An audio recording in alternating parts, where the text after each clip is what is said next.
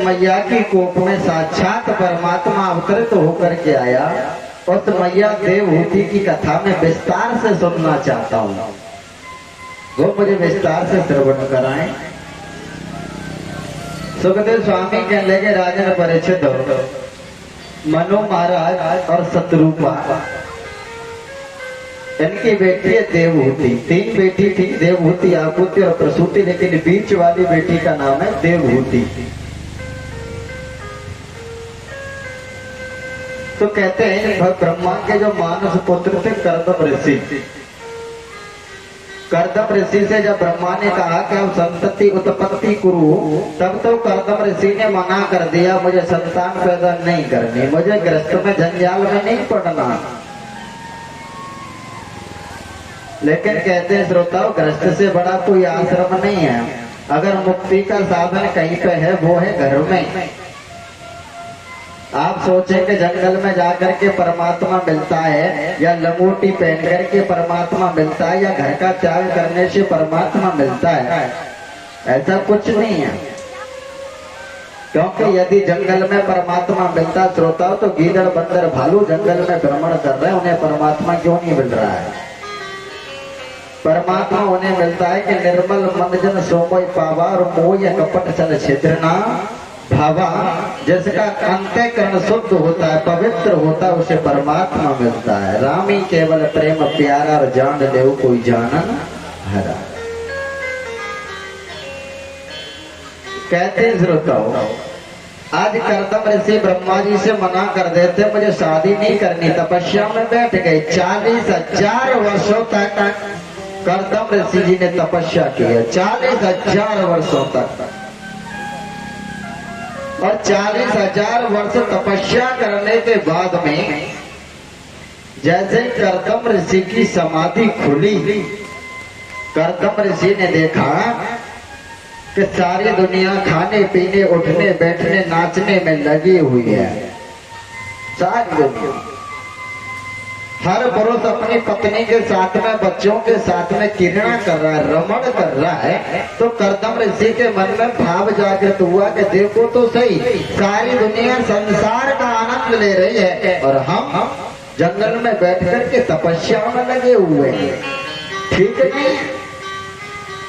40,000 वर्षों के बाद तपस्या करने के बाद भी ये वासना इतनी कठिन होती है, अच्छे अच्छों को पछाड़ देती है। 40,000 वर्षों के बाद भी वासना जागृत हुई कर्दम ऋषि के मन में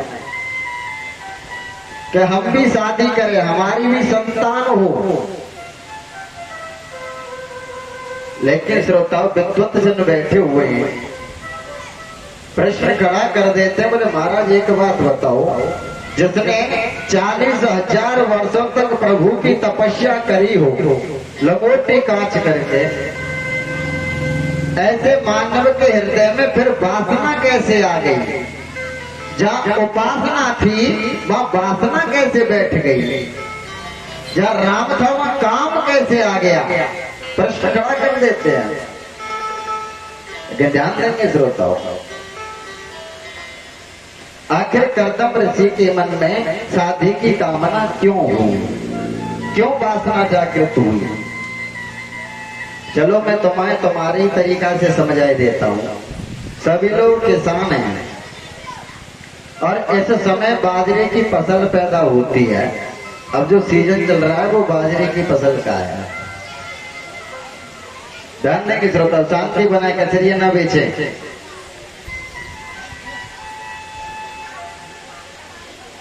जैसे मान लो हम अपने खेतों में बाजरा बोएंगे और किन्हीं लोगों ने बो दिया होगा।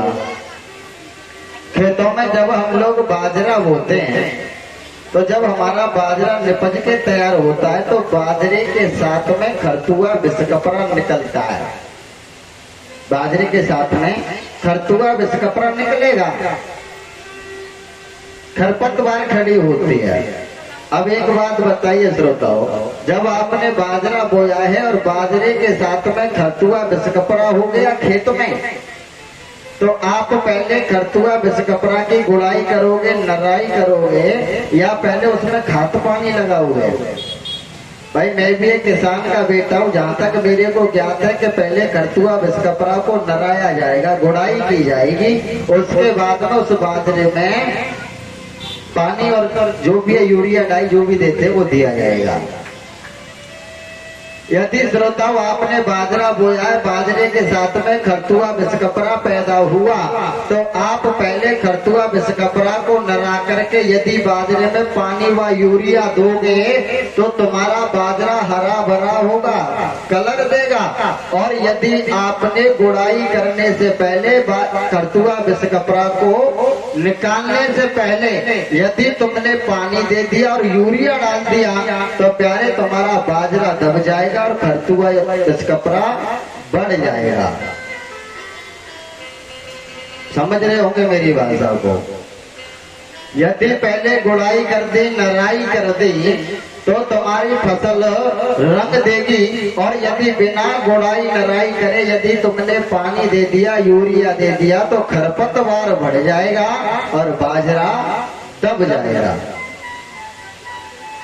ठीक उसी प्रकार ये जो हमारा शरीर है ना, शरीर, ये जो शरीर है ये एक खेत के समान है। गीता जी के 13वें अध्याय का पहले नंबर का श्लोक देखें। गीता जी का 13 अध्याय और प्रथम नंबर का श्लोक। भगवान कह रहे हैं अर्जुन से कि अर्जुन इदम शरीरम कौन्तेयम क्षेत्र मित्र विधीयते।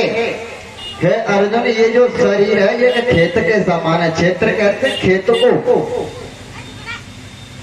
अर्जुन, ये जो शरीर है ये एक खेत के समान है, और शरीर रूपी खेत में ज्ञान रूपी पौधा, इस शरीर रूपी खेत में ज्ञान रूपी पौधा जागृत करने से पूर्व जब हम लोग भगवान की तरफ बढ़ते हैं, तपस्या की तरफ बढ़ते हैं, तो खरतुआ बिस्कपरा यानी कि काम क्रोध मद लोभ अहंकार वासना हमें सताती, हमारे साथ पैदा होती हैं।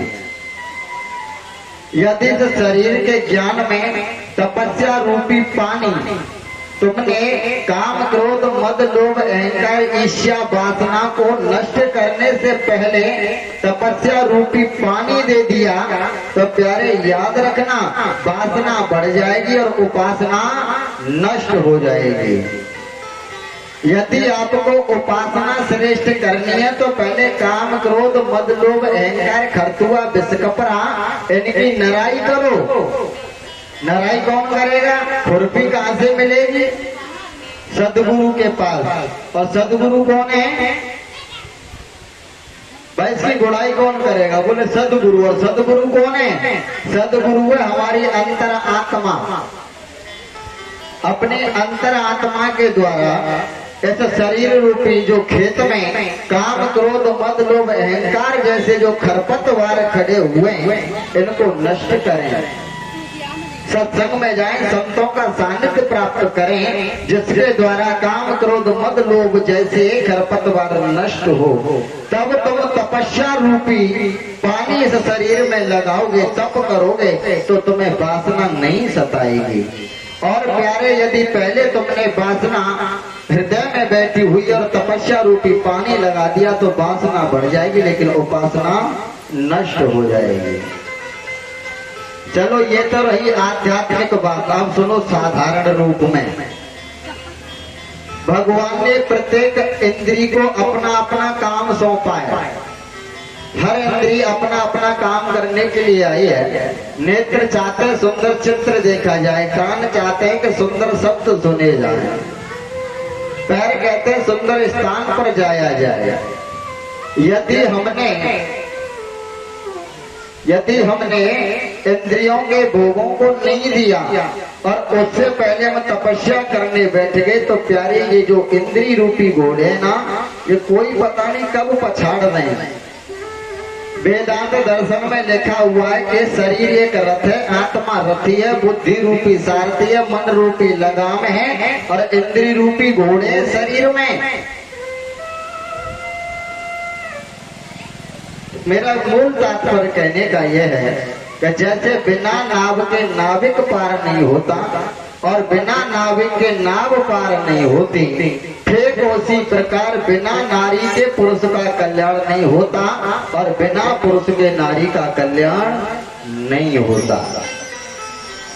कुछ लोग कहते बोले महाराज हनुमान जी तो ब्रह्मचारी हैं, हनुमान जी ब्रह्मचारी हैं, कोई शादी नहीं की, लेकिन पाराशर संहिता पढ़े, पाराशर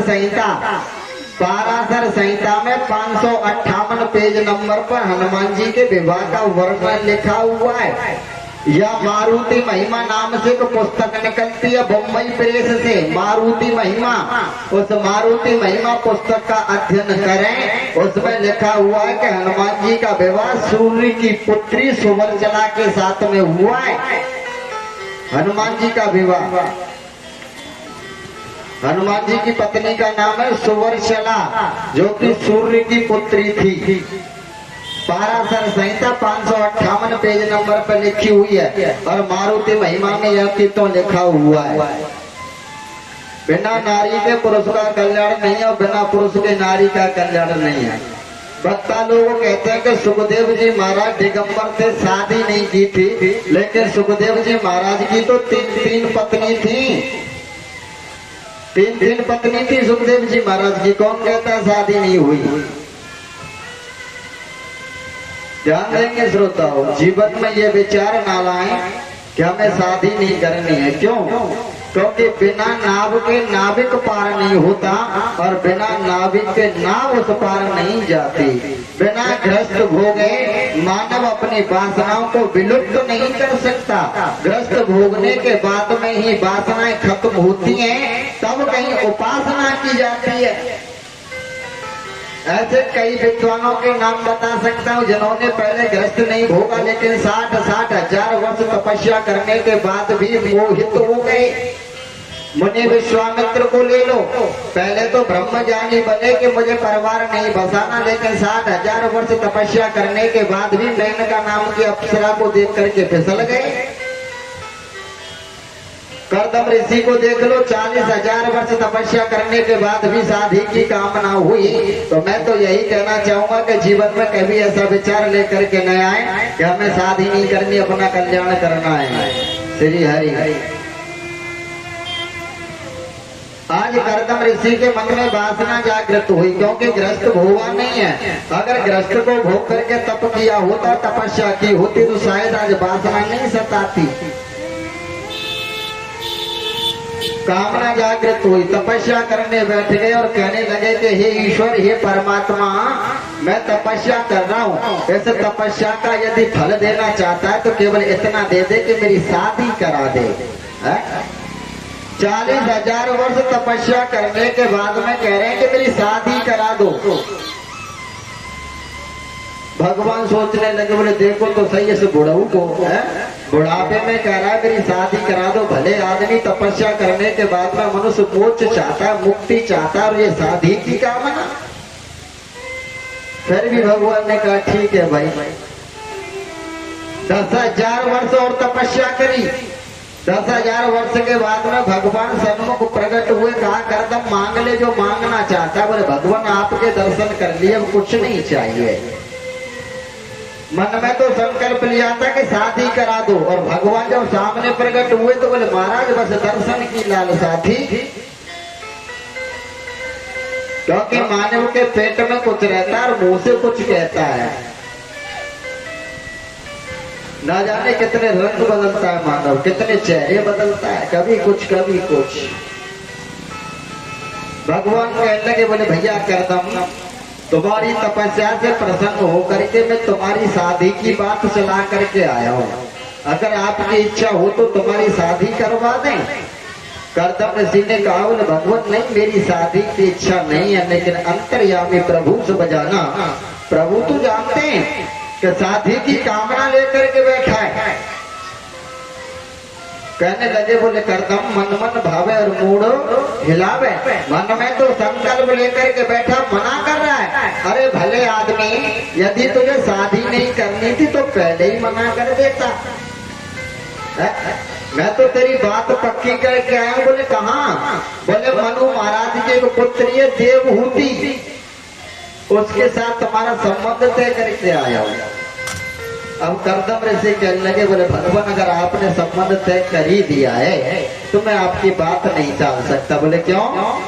क्योंकि शास्त्र कहते हैं कि सिर धर आए से करहु तुम्हारा और परम धर्म या नाथ हमारा। बड़ों की बात का सम्मान करना, आदर करना छोटों का परम धर्म होता है, कर्तव्य होता है। श्रोताओं, रामचरितमानस में तुलसीदास बाबा ने 3 चौपाई ऐसी लिखी हैं जो कि यों का त्यों 3 जगह पे, यों का त्यों 2 जगह पर लिखी हुई है। देखो ध्यान दें, ये जो चौपाई है ना, सिर धर आए से करो तुम्हारा परम धर्म या नाथ हमारा, ये चौपाई 2 जगह लिखी हुई है यों की त्यों।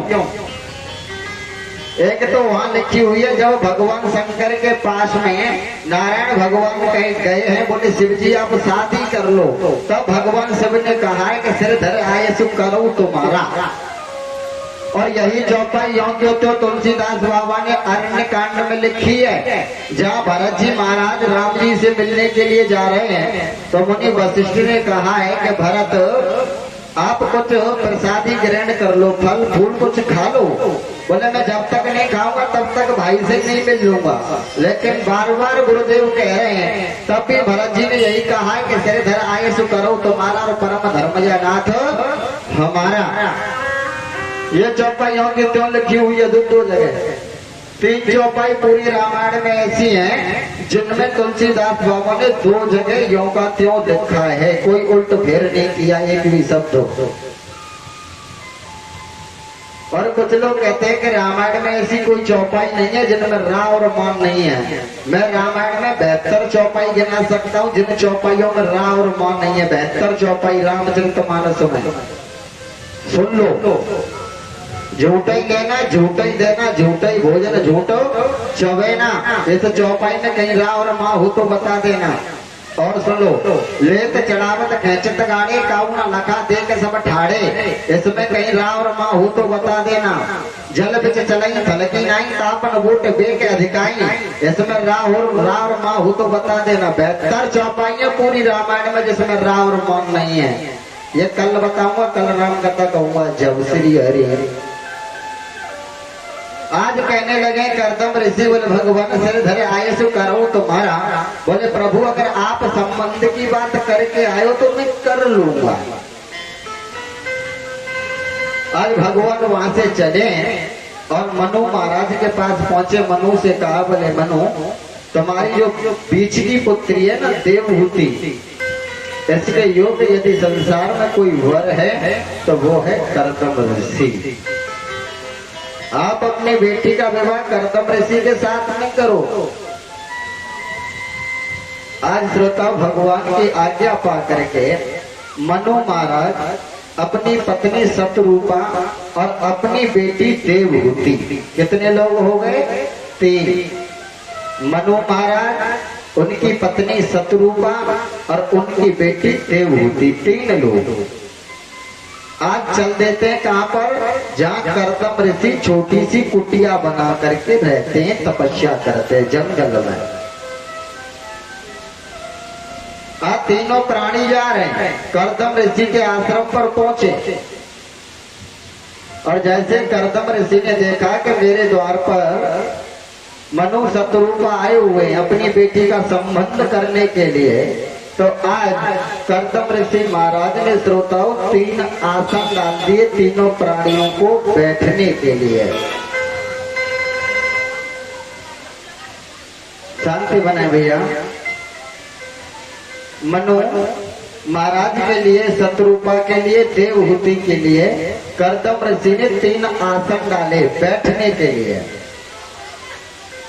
मैयाओं ध्यान देंगे, जब 3 आसन डाले गए हैं, एक आसन पर मनु महाराज बैठ गए, दूसरे आसन पर शत्रुपा बैठ गई और तीसरे आसन पर देवहूति बैठ गई। मैं माताओं से पूछना चाहूंगा, आपके यहाँ बड़े बड़े विद्वान कथा कह करके चले गए हैं, तो मैं पूछना चाहूंगा मेरी मैयाओं, कर्दम ऋषि ने 3 आसन डाले थे, एक पर देवहूति बैठी, एक पर मनु और एक पर शत्रुपा।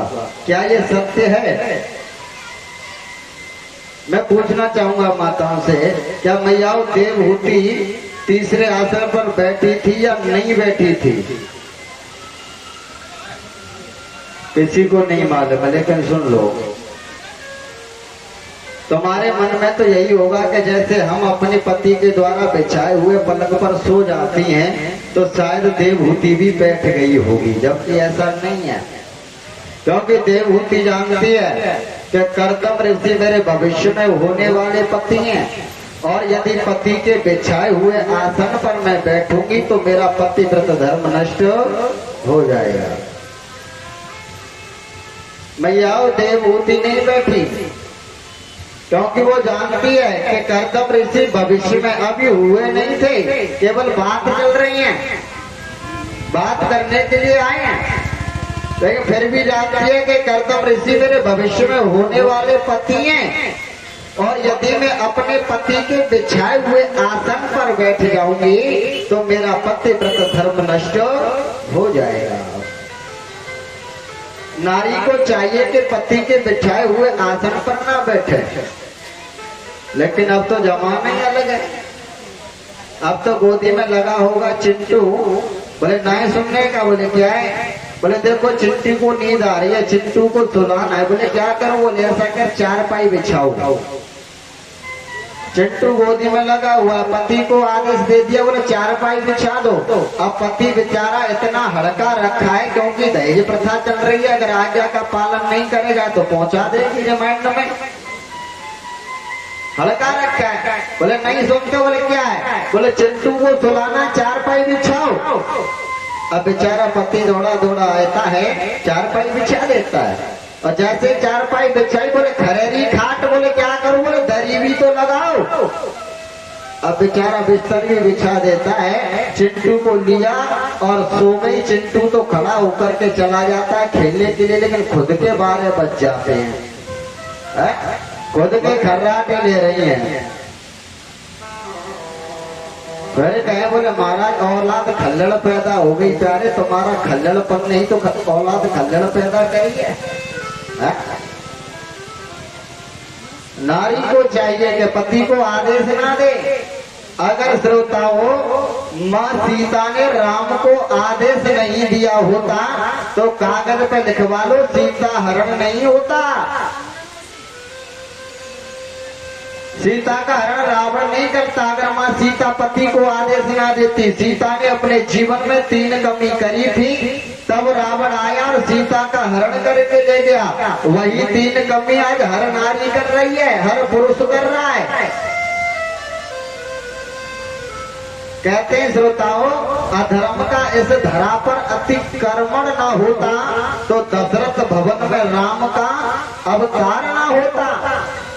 केकई ने वरदान अगर दशरथ से लिया न होता, रघुवर वन को न जाते तो दशरथ मरण न होता। केवट में प्रभु राम का पकड़ा चरण न होता तो केवट के सारे कुल का तारण तरण न होता। और रेखा से बाहर सीता माने अगर रखा का चरण न होता तो कागज पर लिख के ले लो, सीता हरण नहीं होता। माँ सीता ने सबसे पहली कमी करी है। माँ सीता जानती है कि सोने का मृग नहीं होता। भगवान राम कह रहे हैं कि सीते मान जाओ, ये कोई माया है, समझाया है, सोने का मृग नहीं है, ये तो मायावी मृग है। लेकिन कहते नहीं, दौड़ करके जाओ, उसकी छाप ले करके आओ, जिस पर बैठ करके भजन करूंगी। पत्नी का कर्तव्य नहीं है कि पति को आदेश दे, लेकिन आज सीता ने आदेश दिया, बोले जाओ इस मृग को पकड़ के लाओ। सीता की पहली कमी के पति को आदेश दिया। दूसरी कमी सीता के जीवन में के आदेश तो दिया, और जैसे ही भगवान राम ने मारीच को तीर मारा और मारीच पुकारने लगा, हे लक्ष्मण हे सीते, और जैसे ही सीता ने इस आवाज को सुना तो लक्ष्मण से कहने लगी, बोले तुम्हारे भाई पर संकट है, दौड़ करके जाओ। लेकिन लक्ष्मण जी समझ आ रहे हैं कि माँ प्रगुटी विलास सृष्टि लय हुई। अरे मैया, जैसे परमात्मा के प्रभु राम के पलक झपकने से सृष्टि का लय प्रलय संहार हो जाता है, उस परमात्मा में सपने में भी संकट नहीं आ सकता। मेरे भाई पर कोई संकट नहीं है। लेकिन फिर भी सीता नहीं मानी। सीता ने दूसरी गलती कर दी। बोले क्या? बोले मरम वचन जब सीता बोला और हरि प्रेरित लक्ष्मण मन डोला। सीता ने मरम शब्द कहे हैं, तुलसीदास बाबा ने तो उन मरम शब्दों को छुपाया है, लेकिन वाल्मीकि रामायण में शुद्ध लिखा हुआ है। सीता ने लक्ष्मण से कहा है कि एक भाई ने तो गद्दी छीन ली, मैं जानती हूँ कि तुम राम को मरवा करके मुझे छीनना चाहते हो। तुलसी ग्रंथ में ये बात नहीं है, लेकिन वाल्मीकि में ऐसा यूं कि क्यों लिखा हुआ है। सीता ने कहा कि मैं जानती हूँ एक भाई ने तो गद्दी छीनी, दूसरा भाई राम से मुझे छीनना चाहता है। राम को अलग किया अपने से, और दूसरी कमी सीता ने किया है कि लक्ष्मण को बुरा भला कह करके लक्ष्मण को भी अपने से दूर कर दिया। राम कौन है? ज्ञान, और लक्ष्मण कौन है? वैराग्य। ज्ञान भी भगा दिया, अपने से दूर कर दिया, और वैराग्य को भी दूर कर दिया सीता ने। चलो यहाँ तक तो ठीक था, लेकिन तीसरी गलती और कर दी। लक्ष्मण जी रेखा खींच करके गए थे। बोले माँ, इस रेखा का उल्लंघन मत करना, इसे लांघना मत। लेकिन सीता ने उस रेखा का उल्लंघन किया, उसे लांघ गई। रावण आया और सीता का हरण करके ले गया। यही तीन कमी आज हम भी कर रहे हैं श्रोताओं। आज हमने ज्ञान रूपी राम को अपने से दूर कर दिया। आज हमारे जीवन में राम नहीं है, केवल काम बैठा हुआ है। जैसे माँ सीता ने कंचन सोने हिरण के चक्कर में के साथ में हुआ, और इन्हीं देवभूति व कर्दम के यहाँ भगवान कपिल अवतरित होकर के आए। राजा परीक्षित कहने लगा, गुरुदेव, जैसे मैया